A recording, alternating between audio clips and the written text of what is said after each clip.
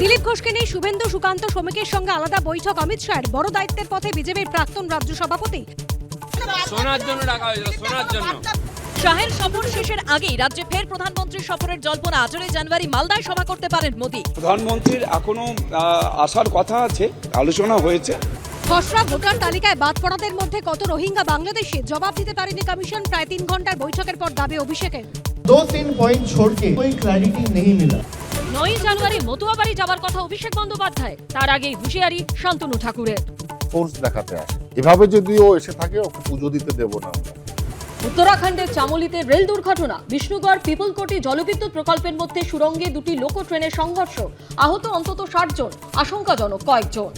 বিজেপিতে ফের সক্রিয় হচ্ছেন দিলীপ ঘোষ। রাজ্য নেতাদের সঙ্গে শাহের বৈঠকে প্রাক্তন রাজ্য সভাপতি, সাংসদ, বিধায়কদের টাস্ক বেঁধে দিলেন শাহ। জানুয়ারিতেই ফের রাজ্য প্রধানমন্ত্রী। দেখুন ছক ভাঙা ছটা।